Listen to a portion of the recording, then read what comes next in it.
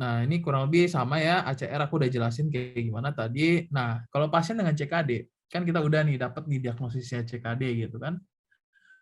Kita harus curiga nih orang sebenarnya prognosis ke depannya bakal jelek atau bagus sih. Nah, tergantung merah-merah sama kuning-kuning yang ini tadi. Nah, kalau lu udah ke daerah merah nih lu butuh follow up lebih sering. Nah, otomatis lu bisa mikir gitu. Kalau butuh follow up lebih sering artinya mortalitasnya makin jelek. Sedangkan ini adalah yang hijau tuh cuma butuh 1 kali per tahun gitu. Kalau dia CKD, kalau dia nggak CKD ya nggak usah dievaluasi lagi buat ginjalnya gitu. Nah, jadi seperti ini. Nah, jadi ini adalah, oh ini, jangan lupa kalau GFR itu bisa berfluktuasi. Nah, jadi ini tuh adalah definisi untuk progresi sebenarnya. Jadi aku tuh mau jelasin tuh kalau misalnya pasien dengan CKD, dia itu kan namanya juga chronic kidney disease. Pasien dengan CKD ini makin lama, dia bisa makin parah kondisinya. Nah, kalau dia makin parah, penurunan fungsi sampai kidney failure gitu kan. Nah, itu namanya progresi. Nah, definisi progresi itu apa sih? Kapan kita bilang, oh pasien ini CKD, dia kan CKD kan kayak gini nih. Ini misalnya ini awalnya di sini, ntar lama-lama dia akan ke bottomnya itu ya end stage renal disease, failure gitu, dia butuh HD. Tapi awal-awal dia belum butuh HD. Jadi pasien CKD itu belum tentu dia butuh HD. Hanya pada saat dia gagal dia butuh HD. Jadi kapan sih kita bilang dia ada penurunan fungsi dari sini ke sini? Nah, penurunan fungsi ini kita definisikan progresi, dan di KDIGO dia mendefinisikan progresi sebagai penurunan GFR lebih dari accompanied by a 25% or greater drop from eGFR baseline. Atau kalau pasiennya itu udah ini ya, ada sustained decline eGFR lebih dari 5 ml per tahun. Jadi dia dari sini ke sini tuh 5 ya, 5 aja gitu minimal ya. Itu dibilangnya rapidly progressive gitu. Kalau dia ada penurunan eGFR lebih dari 25%, itu juga dibilang progression gitu ya. Tapi hati-hati dia bisa berfluktuasi juga. Makanya kita pakai patokannya gede nih 25% dari baseline begitu. Nah, jadi kalau lu ketemu pasien yang ada progresi gitu, dia turun tangganya cepet nih sampai dia mau ke end stage. Lu harus ngapain sih? Kalau pasien kayak gitu, ya lu lihat dulu nih, kenapa dia bisa ada progresi? Lu cari dulu penyebabnya.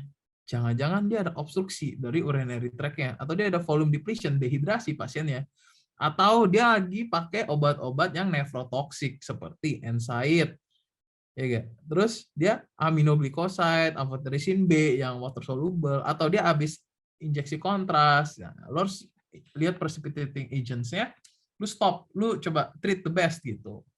Nah, sebenarnya ACE sama ARB juga bisa loh nyebabin progresi. Nah, tapi itu harus lihat risk to benefit-nya, karena yang rekomendasi untuk hipertensi itu sebenarnya ACE dan ARB juga, karena dia bisa mencegah remodeling gitu ya. Jadi susah sih memang ya. Jadi gimana sih kita bisa mencegah terjadinya progresi di pasien CKD? Nah, kalau di CKD itu kan kita karena ngomonginnya kronik, jadi kita nggak ngomongin IOEO atau kita ngomongin ke pasiennya tuh pas datang tuh kita harus gimana sih kalau pasien itu datangnya ke IGD gitu. Kalau datang ke IGD itu kan pasti kemungkinan besar pasiennya nggak stabil dong. Kalau pasiennya nggak stabil tuh kita bilangnya kan yang acute on chronic CKD gitu. Ntar kalau kita mau bahas tentang itu mungkin boleh, tapi kita bahas dulu nih di sini, kita ngomongin progression gitu. Progression itu nggak sama dengan acute on chronic ya. Progression itu kalau dia ada penurunan dari baseline dia, kayak overall function dia tuh ada penurunan kayak gini nih. Nah, tapi kalau acute on chronic dia itu kayak gini nih. Nah, kalau acute on chronic misalnya dia baseline segini, nah, tapi dia bisa balik lagi. Nah, tapi pas dia balik tentunya dia ada kerusakan yang lebih banyak. Nah, ini beda ya, ini acute on chronic bukan progression, beda ya. Jadi kita hari ini kita coba bahas yang kronik dulu. Kita nggak bahas yang acute on chronic. Kalau dia ada progression, kita gimana bisa mencegah progression setelah kita udah eliminasi dehidrasi, urinary obstruction, nephrotoxic agency, kita udah stop. Nah, kita cari nih penyebabnya. Nah, kan tadi hipertensi kan salah satu penyebab paling seringnya. Nah, pada pasien dengan penyakit hipertensi dengan CKD, berapa sih kita targetnya gitu kan? Kalau pasiennya itu diabetes atau tidak diabetes dengan albumin excretion-nya kurang dari 30, kita boleh treat dia dengan target 140/90, harus di bawah itu gitu. kita target di bawah itu.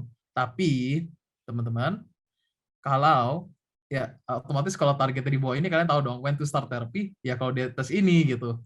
Jadi aku nggak jelasin ya, aku jelasin target, kalian otomatis bisa analisa, oh ya ini kalau targetnya segini artinya kita start if it's above that gitu. Nah, tapi teman-teman, kalau albumin excretion rate-nya itu lebih dari 30 mg, jadi di merah kuning hijau itu kan ada A1, A2, A3. Kalau dia lebih dari itu, nah kalian pikir, wah lebih dari 30 nih, jangan-jangan banyak nih. Kalau dia udah ada GFR-nya menurun, terus albuminnya juga banyak di kencing, kalian otomatis mikir dong, wah di merah kuning hijau jangan-jangan dia udah makin parah nih, gitu kan. Otomatis, karena kalian mau mencegah dia makin parah lagi, kalian butuh yang lebih agresif. Targetnya makanya kalau dia ada albumin excretion rate-nya lebih dari 30 mg, tentunya targetnya itu kalian di bawah 130/80, lebih agresif gitu.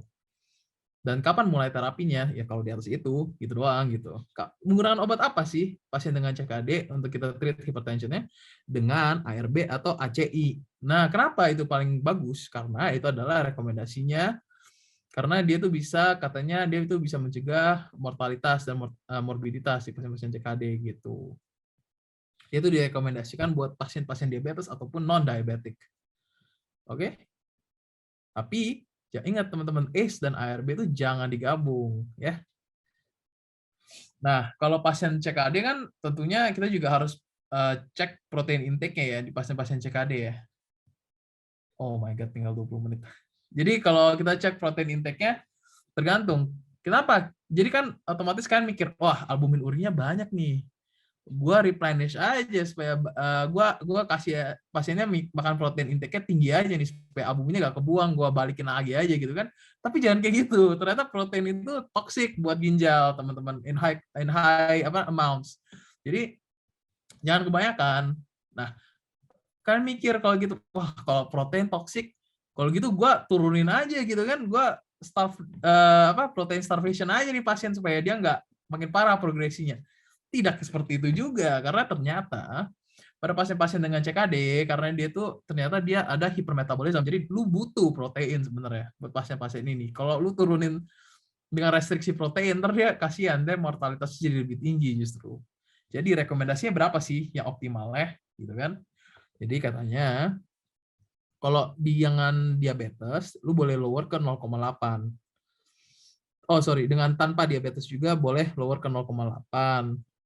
Tapi catatannya GFR-nya harus kurang dari 30, teman-teman. Nah, dia juga suggest untuk avoid high protein intake karena dia mau mencegah progression, karena dia toksin ya. Nah, kalau pada pasien dengan DM, berapa sih target HbA1c-nya? Katanya, menurut ini kan aku ambilnya kalau target glukosa yang ini tuh aku ambilnya dari guideline KDIGO yang Evaluation and Management of CKD. Tapi entar kita akan bahas lagi dalam guideline yang berbeda, yang dari KDIGO juga, yaitu DM dengan CKD. Nah, itu ada beda tuh, di dua dia guideline-nya. Dan ternyata rekomendasinya beda, di dua guideline yang sama yang dipublish oleh KDIGO juga. Gitu. Jadi, ya, overall, secara gampangnya, HbA1c itu targetnya sekitar 7. Untuk mencegah dan memperlambat komplikasi dari diabetes. Ini katanya recommend not treating to below 7, tapi ada kondisi-kondisi khusus yang kita bisa targetnya 6,5 gitu ya. Nah, kurang lebih seperti itu. Terus kan tadi kita ngomongin kalau pasien-pasien CKD, kita juga harus mikirin salt intake-nya ya ke pasien-pasien ini. Jadi dia nggak overload, kan where NA goes, water follows. Jadi kalau kita kasih dia kebanyakan garam, otomatis dia akan retensi air banyak. Retensi air banyak, nggak bisa dikencingin, lama-lama jadi overload. Jadi berapa sih garam restriksinya bagus? KDIGO merekomendasikan kurang dari 2 gram per hari. Ya, gitu ya teman-teman. Kurang dari 2 gram itu sekitar 1 sendok teh per hari. Nah, makan 3 kali sehari, jadi dibagi-bagi tuh. Gitu deh. Terus jangan lupa pasien CKD suruh olahraga. Nah, ini yang aku bilang tadi nih. Kenapa kita harus pentingnya untuk mencegah progresi sih dari CKD? Kenapa gue peduli tentang itu, gitu kan? Karena ternyata pada saat lo ada penurunan GFR, lu lihat itu complication rate-nya itu naik loh guys. Nih, ke sini, ke sini, ke sini, ke sini. Untuk anemia naik. Untuk terjadi hipertensi naik. Nah, kenapa gua peduli tentang hipertensi? Karena kita tahu hipertensi kan artinya dia bisa menyebabkan cardiovascular mortality yang lain seperti ACS, stroke gitu. Hati-hati dengan hipertensi. Nah, vitamin D deficiency juga naik tuh. Nah, ini basically kalian udah ngerti ya where I'm going with this. Jadi kan karena dengan kita mencegah progresi, mencegah penurunan dari GFR dengan tadi precipitating agents-nya kita stop, kita prevent nephrotoxic agents, kita juga blood pressure control, glucose control, kita juga salt intake-nya kita restriksi, activity-nya kita juga suruh pasien aktivitas. Kita bisa mencegah progresi loh. Dengan mencegah progresi kita mencegah komplikasi, yaitu mencegah mortalitas juga di pasien ini begitu. Kenapa pentingnya kita bisa mencegah progresi seperti tadi? Jadi sebagai dokter umum sebenarnya batas kalian di mana? When to refer. Nah, di sini di Kadigo itu rekomendasinya kalau dia udah nyampe sini nih. Kalau dia udah nyampe merah di sini itu refer. Refer ke ahli nefrolog gitu. Sorry, di sini juga ya. Jadi kalau A3 itu langsung refer, kalau A2 itu hanya di sini nih. Kalau GFR udah di bawah 30. Selain itu kalian monitor dengan intervensi yang kalian tadi. Apakah CKD itu ada obat yang dimana dia bisa memperbalikan fungsi-fungsi nefronnya gitu kan? Ada vitamin nggak buat itu? Ya nggak ada sih sebenarnya. Kecuali penyebabnya tadi kan yang gue bilang, glomerulonefritis kita kasih imunosupresif gitu. Tapi overall nggak ada obat yang bisa memperbaiki fungsi nefron. Nefron nggak bisa regenerasi juga gitu guys. Jadi makanya tadi kalau kalian lihat tuh nggak ada namanya treatment for CKD ya. Nggak ada tuh namanya treatment for CKD. Adanya tuh prevention of progression. Begitu, guys. Nah, kita masuk ke, ini aku ada 15 menit. Kayaknya cukup lah ya. Kita bahas dengan cepat aja nih. Ini guideline-guideline kecilnya yang dalam Kadigo. Kita kalau blood pressure, ini caranya ya. Cara ngukur pasiennya harusnya kan kayak gini. Duduk, santai. Tapi kalian tahu sendiri, kalau di RSU gitu kan, pasien rame, COVID, mana ada kayak gini. Nah, tapi ini secara optimumnya harusnya dilakukan seperti ini. Kalau pasiennya mampu, bisa dianjurkan untuk monitoring blood pressure di rumah dengan cara seperti ini. Ini basically sama, salt intake kurangin, jangan lupa physical activity. Nah, uniknya, sama-sama Kadigo. Tapi target blood pressure-nya tuh beda di guideline yang berbeda gitu. Nah, kalau pasien dengan adult, CKD with or without itu 120 di guideline yang ini gitu. Tapi sebagai rule of thumb ya, ntar kan teman-teman mau ujian contohnya ya. Kalau teman-teman mau ujian, targetnya berapa sih sebenarnya CKD? Target CKD blood pressure-nya itu kita bilang gampang aja 140/90. Kecuali ada pertimbangan khusus lainnya seperti pasiennya misalnya albuminnya banyak gitu ya. Jadi supaya gak bingung, ini aku cuma paparin aja untuk teman-teman aware, tapi jangan bingung, kita coba pakai yang paling umum aja. Ini hanya suplementasi aja tambahan ya. Nah, dia itu ACE atau ARB pakainya ya. Basically kalau aku rangkumin satu guideline itu dia ada 10 key takeaways. Standardized office blood pressure monitoring tidak applicable pada saat kita saat ini ya. Jadi itu no. Kita bisanya home blood pressure monitoring. Nah, terus dengan blood pressure target yang tidak dengan dialisa itu berapa sih? 120 kalau kata yang ini ya. Nah, seperti itu. Terus in subgroups juga katanya kalau di guideline yang ini dibilang kalau di older patients with increased risk of albuminuria itu juga targetnya di bawah 120. Tapi teman-teman, aku ingetin lagi, guideline sih guideline. Tapi kan lu bukan robot gitu, lu gak harus ikutin juga gitu. Kalau menurut lu pasiennya tuh nggak butuh 120, pasiennya 130, 140 juga oke. It's okay. Karena misalnya contoh pasiennya tua, pasiennya itu lebih at risk of falling dan menyebabkan trauma kepala daripada lu prevent progresi sampai dia hipotensi sampai jatuh. Itu lebih bahaya kalau pasiennya jatuh gitu. Jadi tetap semuanya balik lagi ke pasiennya begitu ya. Jadi jangan menggunakan ini sebagai kayak patokan hidup kalian gitu. Ini sebagai kalian aware aja gitu. Terus ya kurang lebih antihipertensifnya udah pada tahu lah ya. ACE, ARB, lifestyle udah dibahas. Ya kurang lebih seperti itu. Children kita gak bahas ya hari ini ya. Kalau anemianya gimana sih di CKD treatnya gimana sih gitu kan.